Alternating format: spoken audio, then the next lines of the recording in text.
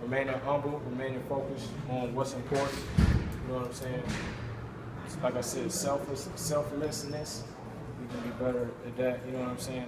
And then like we have the skills. You know what I'm saying? It's just remaining focused and doing everything we know we need to do and producing on the court. We know what we need to do. It's a matter of us staying focused and doing what we need to do. Aaron Jones, junior English major.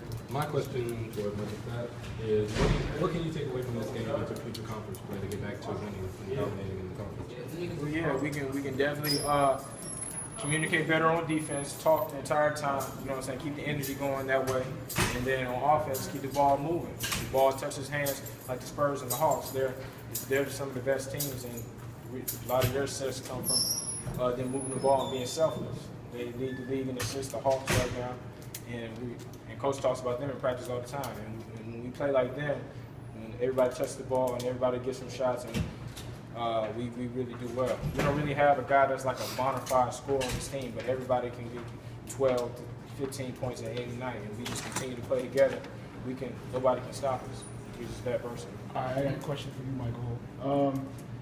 As far as interior offense and defense goes, where do you think we lack, or we have more of an advantage against teams like Benedict? As far as interior play, I think personally we have the best interior play in our conference. We just have to go out every night, play hard, and like I continue to say is pretty much our strongest asset is defense. When we talk with the back line of the defense, we see everything, and if we talk to our guards, rebound the ball, pretty much our interior play is top notch in the conference. Michael, it seemed like they forced a lot of turnovers by double teaming, particularly along the baseline and the post. So is that something that other teams hadn't done or they hadn't shown in the game that catch you guys by surprise? We've seen it from other teams before. Just tonight we weren't looking to attack as aggressively.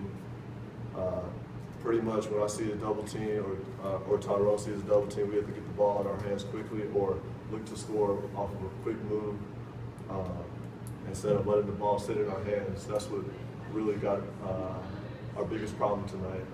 We let the ball sit in our hands, and the guards were able to collapse in on us instead of moving the ball quickly.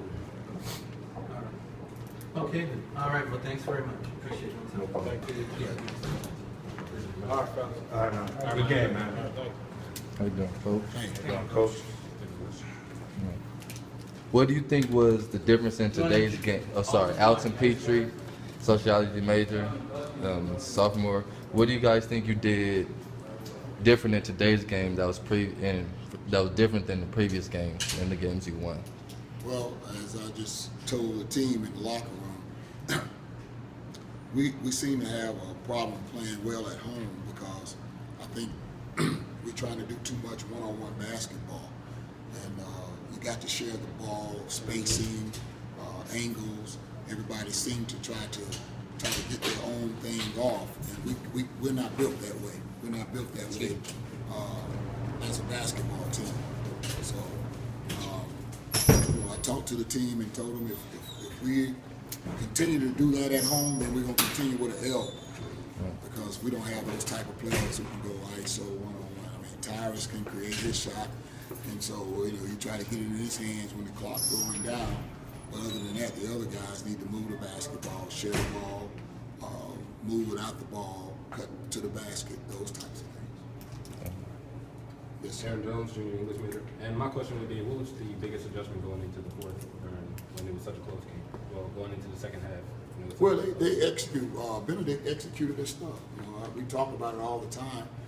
Execution kills. And down the stretch, when it was time for them to make the extra pass and get it to the guy who can make the shot, they did it. They didn't let someone.